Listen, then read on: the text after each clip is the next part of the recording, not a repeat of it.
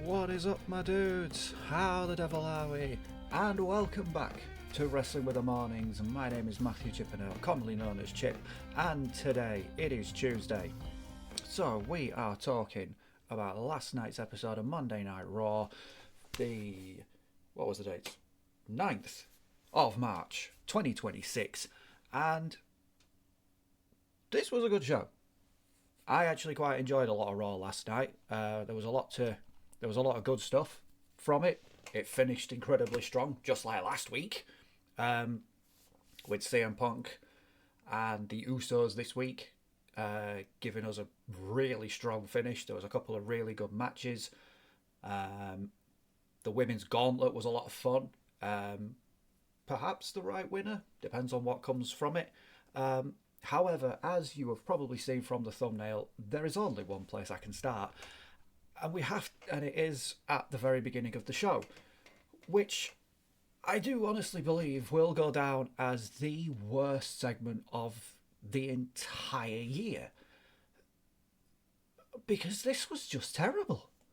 Like, I know a lot of the time we get the same boring guff that's going to lead into the show. We know the one of the big differences between WWE and AEW is usually AEW start with a match. WWE goes straight into straight into a promo that will usually build into something later in the show. Where AEW's first thing it does has its pyro, has its entrance, and goes straight into a match. So you're straight into the action, which is great. If the promo section, I don't have a problem with the promo section at the start of the show, if it's good. If it's good and it builds to something, like you set something up at the beginning of the show, say going back to 2022, when Big E comes on and he says, regardless of what happens at the end of tonight, I am cashing in my Money in the Bank contract. And then he goes on at the end of the show, and lo and behold, he comes out, cashes in his contract, and becomes WWE champion. And it was great. That sort of stuff is good. This garbage, however, was utterly awful. I watched it this morning, and seeing I watched it myself, and then I watched, as I do, some of the other streamers, some of the names I've mentioned previously, Mr. Santi Zap, Wheezy Blonde, Conman, Mini Portal, all these other people watching it. And the reaction was all the same. It's like, what exactly have I just watched? Because not only was it, what have I just watched, but it was also 10 minutes opening the show that essentially set up nothing. It just did nothing for the rest of the show. So the show starts with Adam Pearce, Raw General Manager. He didn't get a chance to speak to Seth Rollins. He's out to speak to Seth Rollins. He didn't get a chance to speak to him last week because the Vision got involved and obviously the Paul Heyman stuff. So Adam Pearce is like, no, I'm going to open the show and I want Seth Rollins. Eventually, a masked attacker figure that we've seen previously appears on the desk. We know it's Seth Rollins because it moves like Seth. It's got the mannerisms of Seth. It's the same size as Seth, so it's clearly him. And then as Adam Pearce is trying to beckon him into the ring, all of a sudden, there's like a dozen of them. A dozen masked attackers just engulf around the ring. And it's like, okay, are they here to attack Adam Pearce? This would be an interesting development if Seth is setting up a new group to go after the Vision and it's just masked attackers just en masse trying to take out his opponents and people he doesn't like. That'd be kind of interesting. Which would have been, again, it would have been interesting. But what actually happens is, suddenly the masked attackers, they jump in the ring and then they just sort of do like an interpretive like dance number where they're all sort of just moving about, kind of like the cup and ball trick. where you have the bottle in the cups and you move it around that way and you don't know where the ball is. It was like that, but with 15 people. And then all of a sudden they part, and the figure who is standing on the announce table, which is clearly Seth, jumps off the table, climbs in the ring, lowers his hood, takes his mask off, and lo and behold, it's Seth Rollins. So that in itself was just nuts and bonkers and ridiculous. And then Adam Pearce talks to Seth about how he's still not cleared. He's still not ready to compete because he only had shoulder surgery, 5 months ago? And certainly, I mean, I don't know if I don't actually know if he's been cleared. I haven't seen anything from anywhere saying Seth is cleared, Seth can go. So I don't really know. And then Adam Pearce continues, he's like, I want to protect you. Because you're not cleared, I want to protect you. I don't want you coming back and getting hurt, because whilst the sneak attacks and the masked attacker stuff is working for the moment, what happens when it doesn't? What happens when someone, whoever that may be, catches you? And then we run the risk of losing Seth for a much longer, because they can then go after the injured shoulder, draw him and re-injure him, force him into another surgery, and then take him out for however long. All the while, Seth is standing there like this. Standing there with his arms crossed, just looking sort of mean at Adam Pearce. Never says a word. Eventually, the surviving members of the Vision, which is Austin Theory and Logan Paul, turn up, and they threaten they threaten Seth. No mention of what happened to Paul Heyman last week. No mention of anything else. They come out, they get a little bit angry, and then they're like, oh, we're going to end. We are the worst case scenario because we're going to take out Seth Rollins. As they climb onto the side, onto the ring apron, all of a sudden, the masked attackers reappear. And they're in the ring. And then Seth puts his balaclava back on, hood goes up, and then motions, and then all of a sudden we get this interpretive dance number again. And Seth disappears, and then all of a sudden they do it for like 5 seconds. You clearly see Seth do a runner, and then it's not even 10 seconds, and then the masked attacker's out of the ring, and they're off as well. So again, it's just a weird start. The Vision then getting the Vision members then getting Adam Pearce's face, saying that they want to get hold of Seth because of what he's done to them recently, and what he did to Paul Heyman last week. This then leads to LA Knight coming out on his own, no microphone, no promo, no explanation of the fact that he essentially kidnapped a man last week. And he clotheslines Logan Paul, goes after Austin Theory, who immediately starts beating him up. This allows Logan Paul to come back in. So LA Knight proving he is one of the dumbest people in the WWE universe. Yes, these two chumps are complete and utter chumps, but you've got in there 2-on-1, and he's getting beat up in the corner. And then eventually, to his rescue come the Usos. And they, in typical Uso fashion, do they run down to save LA Knight? Do they put in any sort of urgency? No, they just saunter down to the ring. And eventually they take Logan Paul and Austin Theory out of the ring. And that's the opening section. We never see Seth Rollins. So from that opening section, we never see Seth Rollins again. We have no more interactions with Seth. We have no more interactions with the Vision. We have no more interactions with LA Knight. And we have the Usos, who move on to who started with this Seth Rollins Vision stuff, this Seth Rollins LA Knight Vision stuff, and then go into the end of the night with CM Punk.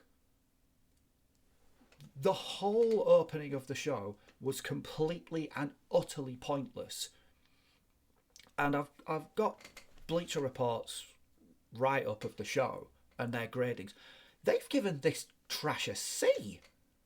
How? I'm trying to keep this PG. I'm having to legitimately fight the urge to full on swear of just how bad this garbage was. Like, there's a case to be made that WWE is creatively bankrupt at the moment, and you see garbage like this, and it's just, yeah, it's difficult to argue against it, because again, this was supposed to set up. This was the opening section, the opening segment. We are led to believe from WWE that what happens in the opening segment will have some sort of impact through the rest of the show. Other than the fact that the Usos were at the end, were in the end of show promo, it didn't. It's terrible. It was baffling. When the WWE is doing, frankly, a lot of baffling stuff, you have this garbage to start the show. I mean, honestly, how anybody stuck around to watch, I've no idea. And how that crowd got back into it as well towards the end of the night is beyond me. Because this opening was just utter garbage. Following that, however, we do actually get some foreshadowing for later on in the show. Jackie Redmond catches up with the Usos, who look like they're about to leave, and Jackie's like, I know you're trying to leave, but what about Punk and what he said to Roman last week about your uncle? And it was like, I don't. And Jay's like, I don't care. But then Jimmy sort of grabs hold of him and he's like, no, we want to actually have a word with Punk. We need to have a word. And then they immediately turn around and they head off back to the locker room and just sort of wait it out. Okay, cool. So that at least gave us a little bit. But that Usos Jackie Redmond segment was effectively about 45 seconds to a minute. We could have had that to start the show and then got in straight into a match, and we could have had the matches that we did have could have had even more time to make them even better. It just baffling start to the show. We did follow that, however, with a match. I say we followed that up with a match. We followed that up with 5 matches, technically, because we had the gauntlet match for the number 1 contendership of AJ Lee's Women's Intercontinental Championship, which was Bayley, Asuka, Ivy Nile, Io Sky, Raquel Rodriguez, and Lyra Valkyria. If you're not aware, a gauntlet is effectively winner stay on. 2 people start. The winner of that, if you win, you have another match. If you lose, you're out. And once everyone's been involved, whoever is at the end, whoever the winner of the last match in the gauntlet is the overall winner. Just in case you weren't aware. We start with a really fun match. Io Sky versus Lyra. These two have done battle previously, and it's been good. And unsurprisingly, you have a really good opener between these two. Kind of would have liked to have seen maybe Lyra be a little bit longer involved, but someone's got to go out first, and you need a good opener in a match like this, and we got that with Lyra and Io. Io eventually wins with a moonsault, unsurprisingly, and this eliminates Lyra for the time being. We then get Raquel Rodriguez coming out, and the continuation of Raquel's seeming rise up the card it continues to be impressive. Raquel's doing some really good work at the minute, probably her best in-ring stuff since she was NXT Women's Champion, which again was pandemic time. I want to say 2021, maybe 2022. I honestly can't remember. But Raquel is doing some really good work, and her match with Io was really good fun. Towards the end of it, Io's going for another moonsault. This then brings Liv Morgan out to sit to help Raquel. As Liv's getting in Io's face, Stephanie Vaquer comes out. So we have a nice little brawl between Liv and Stephanie, which then forces Liv to the back. Raquel's kind of upset because Liv's been forced away. Io's on the top rope, and instead of going for a moonsault, she dives at her in a position where I thought she was going to go for a DDT of some description. She doesn't. She dives at Raquel and turns it into a small package pinning combination. It's really good. And Io picks up another win, which for a lot of people is disappointing because Raquel got eliminated initially. But she did get her own back. She boots Io out of the ring and then proceeds to give her a beating on the floor, throws her into the ring post, leaves her a unconscious mess on the ring apron. Ivy Nile turns up, runs straight past Raquel, pushes Io rolls Io into further into the ring, covers her, immediately eliminates her. Quite possibly the biggest single pinfall of Ivy Nile's entire career. Not just not just her career on main roster, because it is, but her entire career, because she's never won a championship. She's never had a big match. This is quite possibly the biggest match she's ever been in. And to see her pin one of the best wrestlers in the company and in the world in Io Sky is kind of huge. But this is one of the good things about gauntlet matches, especially if they allow the gauntlet matches to have time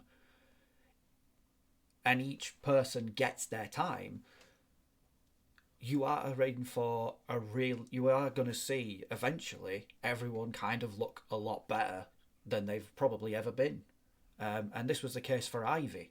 She's one of those people who has always simmering at the lower end of the card, and realistically just needs one good story and a couple of good matches, and you could see her start to move up. Because again, because in her first proper match, she gets Bayley, and again, Bayley's one of those people who is impossible to have a bad match effectively. And this was a good match, and the people got behind Ivy towards the end, mainly because Ivy, given that she is, I don't know exactly how tall she is, but she's on the lower end of the 5. She's certainly closer to 5 foot than she is 6. But she is built. She's a power lifter, I think. She was a former power lifter. And she holds up, and she has a great moment where she picks up Bayley in a suplex and just stands there. And Bayley's not a small woman by any stretch of the imagination, and Ivy just holds her there for about 25 seconds. And the people immediately get behind her because it's like, oh, this is impressive. This is one of those impressive feats of strength that you don't often, that because of Ivy's position in the show and position on the card, you don't get to see that very often. And it was great to see. And again, from that pinfall, the crowd were into Ivy. Eventually, however, Bayley picks up the win with a belly suplex. And this brings out one of Bayley's oldest and greatest rivals, Asuka. Again, it's not the best. It wasn't their best match by any stretch of the imagination. It was good. Don't get me wrong. And towards the end of this, Asuka bumps Bayley out to the floor. Asuka's then sort of distracting the referee. Kairi Sane, who's come out with Asuka, holds Bayley up, and is about to give her about to deck her, when all of a sudden, out of absolutely nowhere, Lyra Valkyria turns up and shotgun drop kicks Kairi into the ring, into the side of the ring. No idea where Lyra came from. She just almost teleported out of nowhere and just Boom, dropkick. It was great. We then Bailey gets the advantage. She goes for an elbow. As she does, Asuka counters it into really sweet little counter into the Asuka lock. Bailey then gets out of it. A little bit more back and forth, and eventually we get Bailey winning with a rose plant. So Bailey is going to go up against AJ Lee next week for the women's Intercontinental title. I'm fairly certain the only downside I have to this is that we have seen this match before.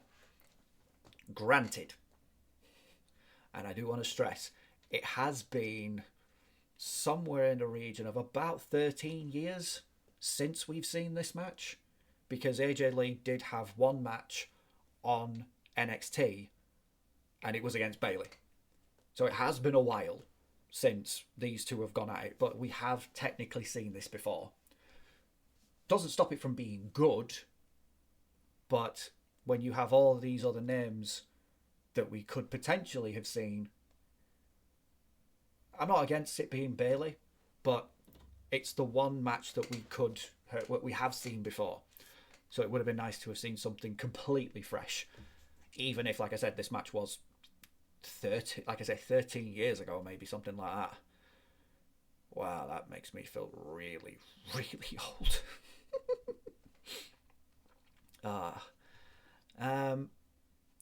After that, we get Chad Gable, Americano. He is walking through the back, and he is met by Danhausen.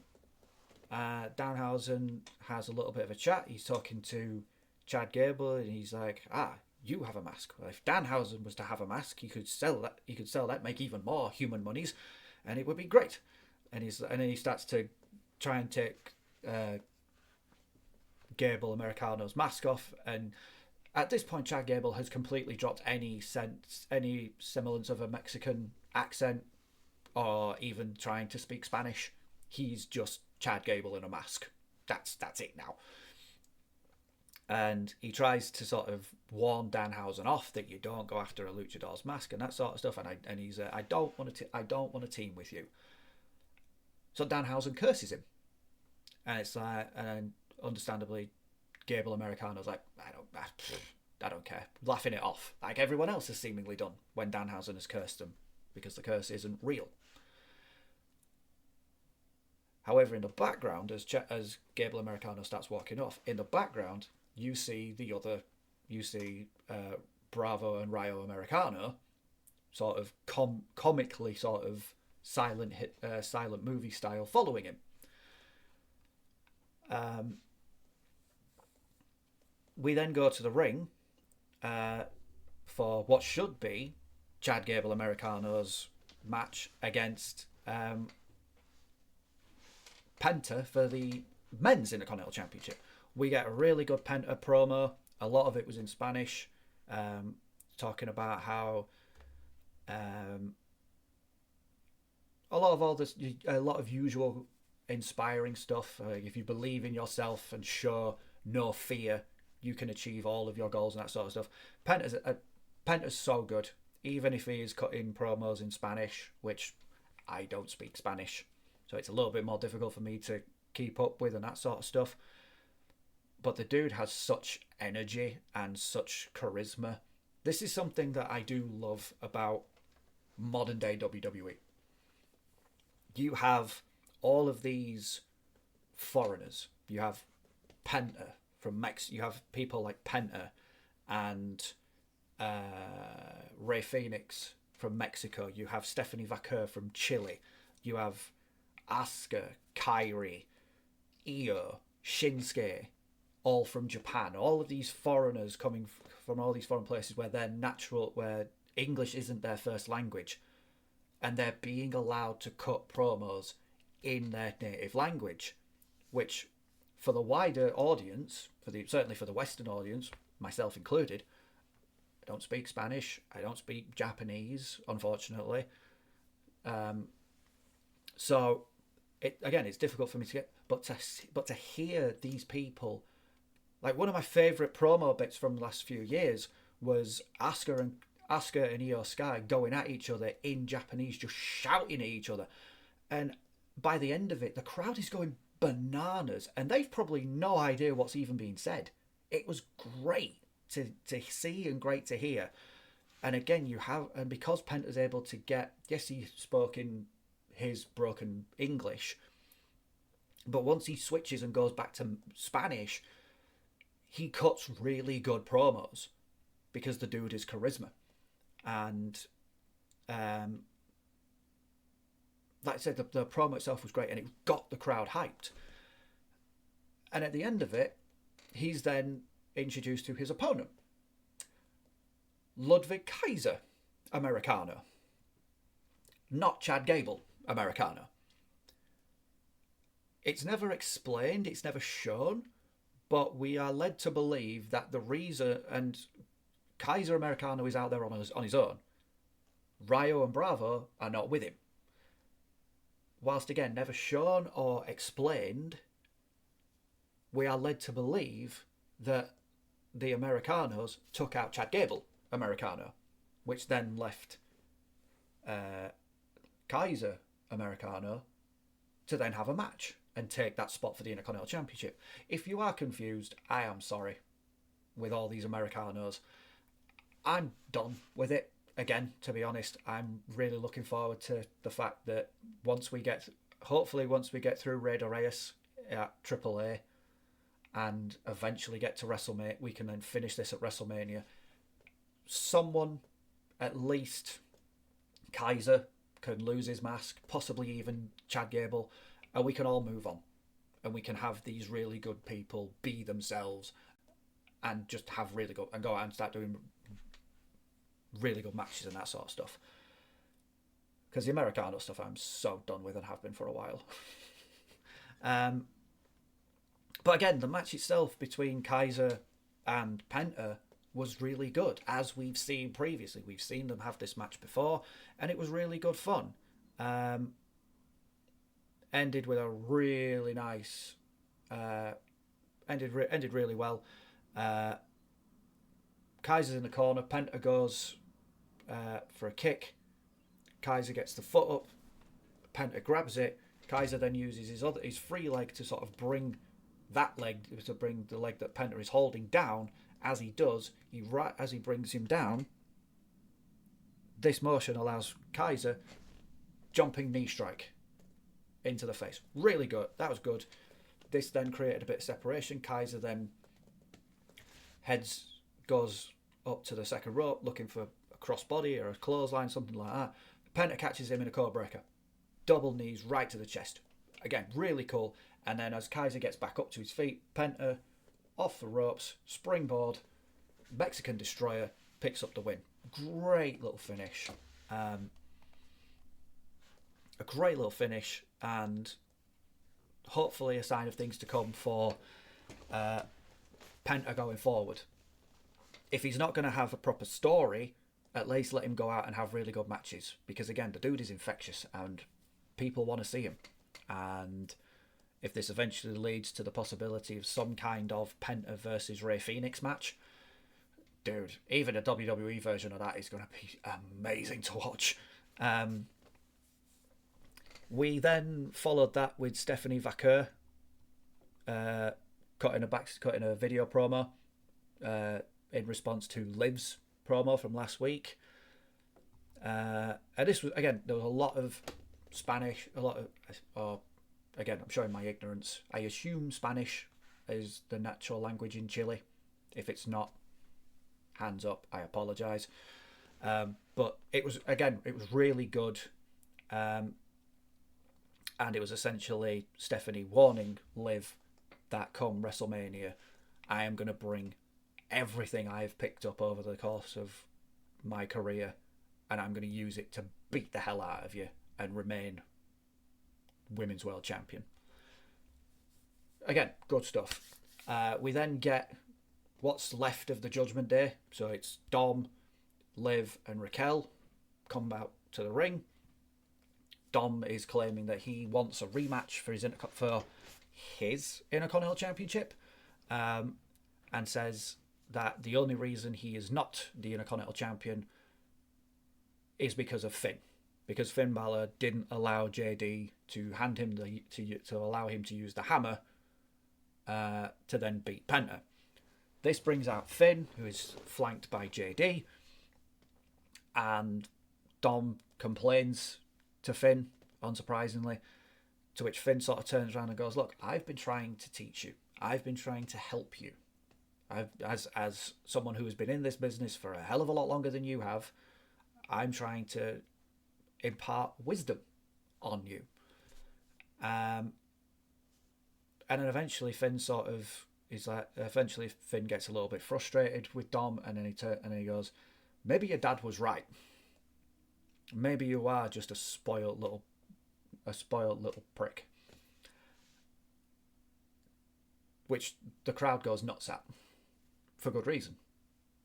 Dom then pie faces Finn. So it's like, oh, is this the moment where Finn finally snaps and finally goes after Dom? One of WWE's longest running stories. Is Finn turning into a good guy? Is he going to finally break away from the Judgment Day? We eventually got our answer, and our answer was yes. Finn sort of looked like he was about to slowly take his jacket off. We've seen him do this before. As he sort of gets the jacket sort of not even halfway off his shoulder, all of a sudden, overhead bicycle kick. They call it a Pele kick, but if you know football, it's an overhead kick. Catches Dom, side of the face. Really good fun.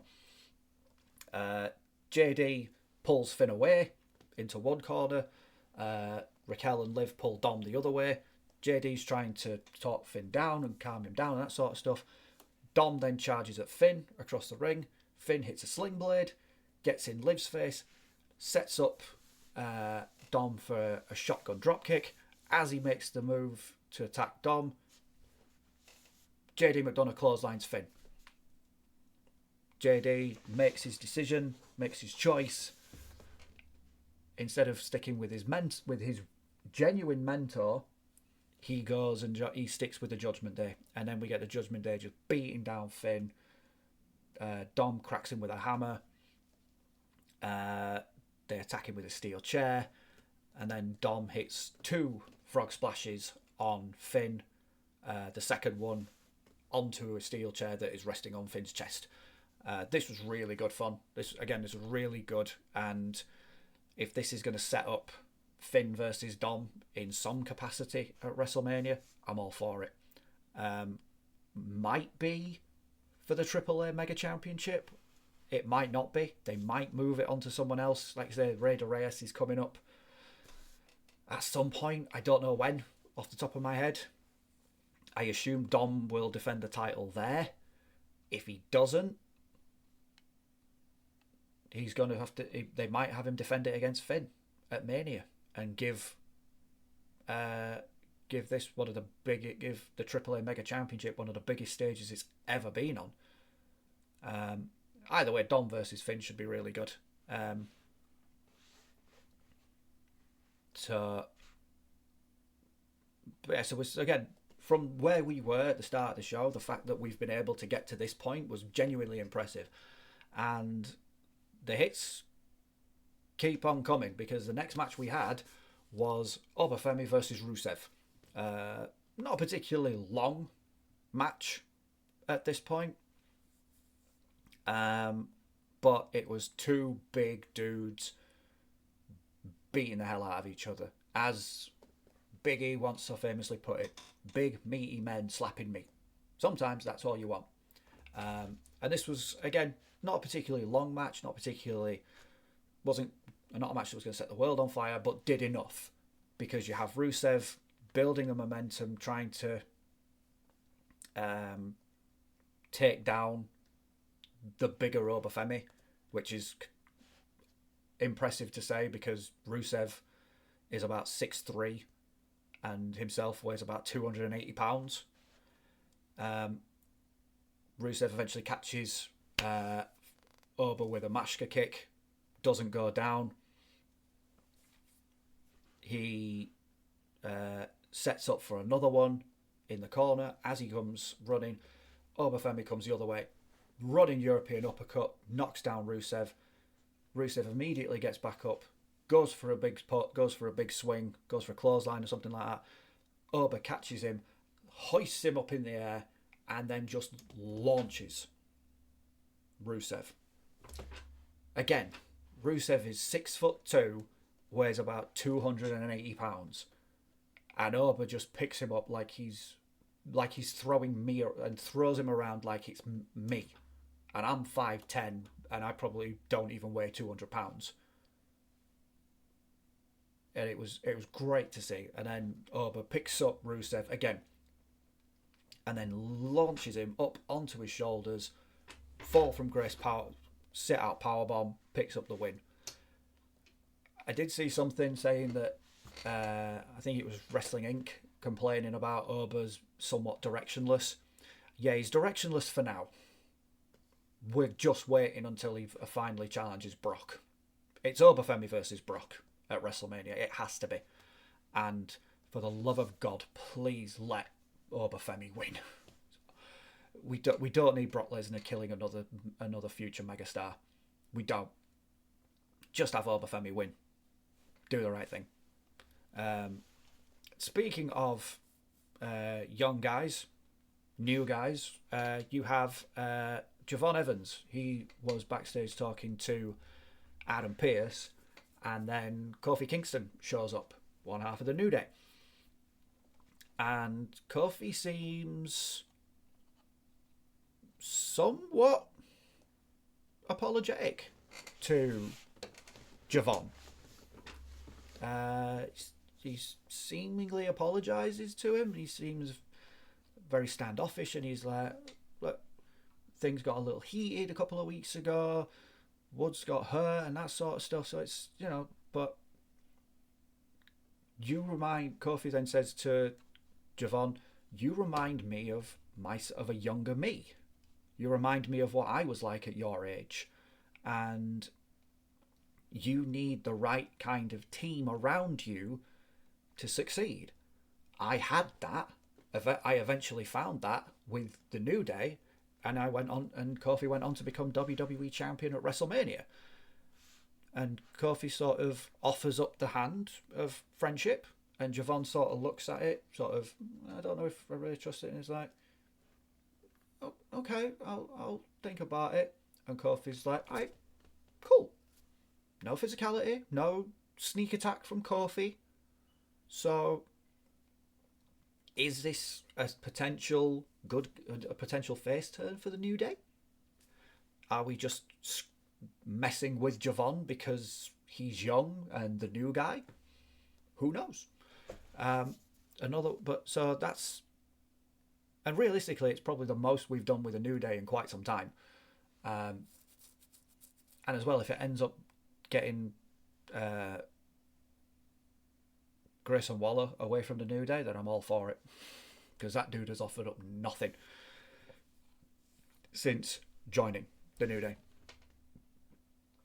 And then we had the closing segment, which was amazing. CM Punk comes out and he talks about some of the things he said last week. He said that Roman Reigns never respected him. He never respected him, but Punk will make Roman respect him by beating him at WrestleMania and retaining the World Heavyweight title. Sadly, this week, Roman isn't around because, God forbid, we have Roman 2 weeks in a row in the build-up to WrestleMania. I know, right? However, the Usos come out, and in sort of classic Bloodline style, Jay is fired up. He's raging and looking for an opportunity and looking for any sort of opportunity to start throwing hands with Punk. And Jay comes in and he's like, you need to apologize. You need to apologize right now. And he just keeps going and going and going. And eventually Jimmy sort of backs him off a little bit. And Jimmy Uso is an underratedly great promo in these sorts of situations, particularly when he's playing off his brother like this. He is a really good promo, and he talks about it, and Jimmy sort of said, and Jimmy's like, we have a huge amount of respect for you. We are friends. We have an immense amount of respect for the kind of person that you are, for the kind of things that you've done. You called yourself the voice of the voiceless.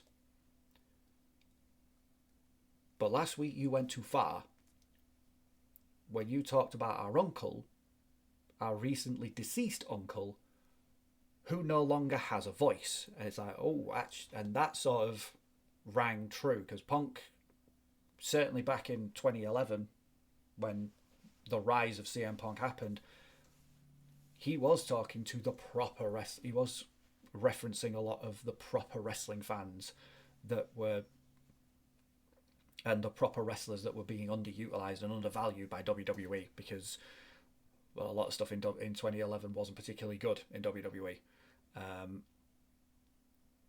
And that sort of hit home a little bit, and Punk was like, look, are you somewhat spiritual? Do you believe that he can see us, that he can hear us? And Punk tells a story about how when he was working in Philadelphia in the early stages of his career, he would actually work for the Wild Samoans, who are Usos, who are, again, family relation, or are related to the Usos. And he talked about learning from the Wild Samoans and picking and having them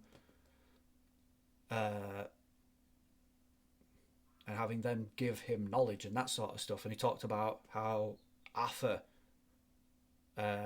would often give him food and pay for his petrol for his, or gasoline for his car, so he could actually get around, or give him a roof over his head if he needed it.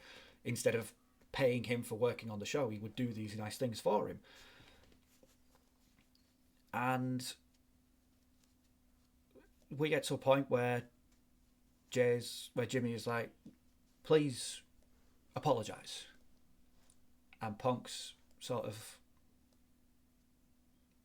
and then as he's there going through all this stuff about the Wild Samoans and his early career, he says that the entire family, the entire bloodline has shown him, not every single member has shown him nothing but respect over the years, except one. That one being Roman Reigns. And he starts slagging him off, calling him a narcissist, and a narcissist, and all this other stuff, which is all frankly true. And this sets off Jimmy. This sets off Jay even. And Jay gets right in Punk's face, and he's like, I need you to say, I'm sorry. And you can see that Jay's eyes are, he's got fire in his eyes, and he's desperate to belt Punk.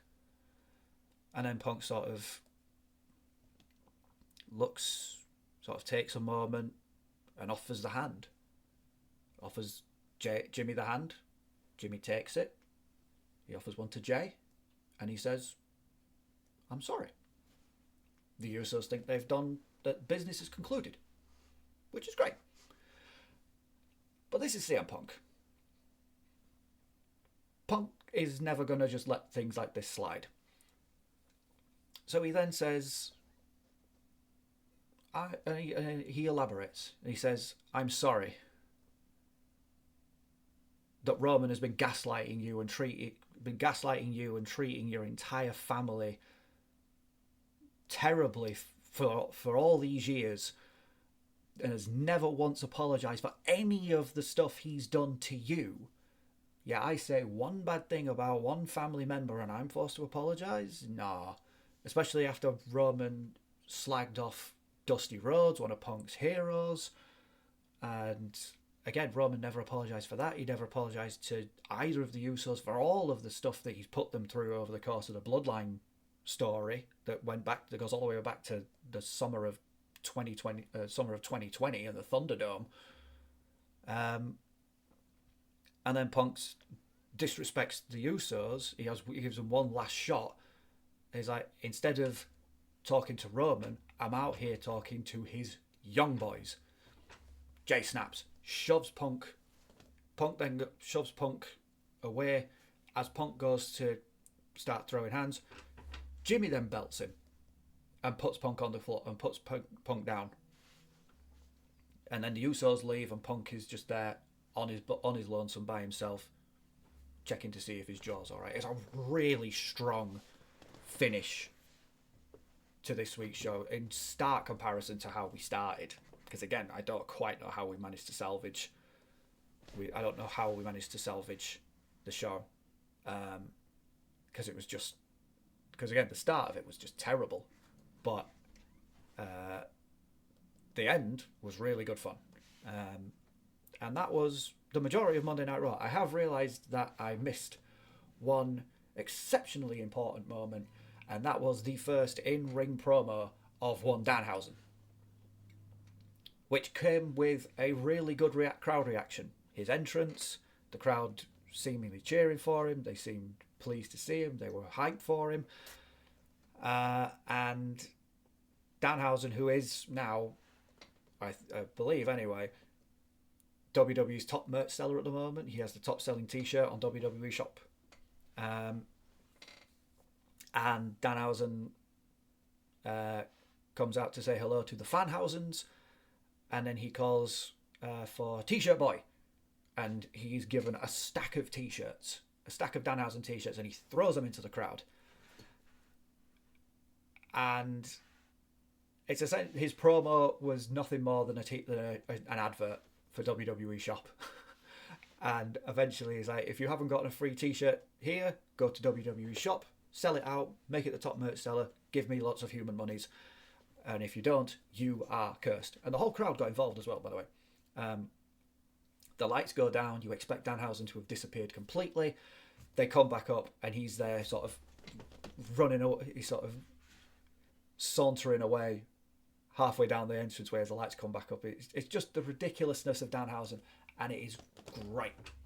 It's absolutely great. This is exactly what Danhausen should be doing. And if we'd have done this at Elimination Chamber, or not even had him, if his first interaction with anyone in WWE had been him turning up, trying to talk to Adam Pearce about his Demandhausens, I think people would have loved it, and it would have got over much, much better. But that was Monday Night Raw. Again, started terribly. Like, honestly, was just so bad. But fortunately, it picked up throughout the show, and we had a couple of really good matches. A lot of stuff hit, and we got a banging final segment, which was awesome. And yeah, that was Monday Night Raw. So I will call today's show here. Thank you very much for watching. Thank you very much for listening. If you have and you have approved, subscribe to the podcast on Spotify, on Apple Podcasts, wherever you get it from. If you've watched it, subscribe to the YouTube channel, leave a comment, like it. I want to engage with people. That's how we that's how we make this whole endeavour bigger and better. And yeah, I should be back Thursday for the Dynamite review. I know there wasn't one this last week. Real life got in the way. But like I say, I should be back for Dynamite. It looks like it's going to be a pretty good one, as we get closer and closer to Revolution. Yeah, Revolution. Which is AEW's first big pay-per-view of the year. Mind went blank for a second, and I do apologise. So yeah, should be back on Thursday for the Dynamite review, and yeah, might do something for SmackDown or the weekend stuff on Monday. But yeah, I will see you on Thursday. Thank you very much for watching. Thank you very much for listening, and I will see you soon. Thank you very much. Ta-da.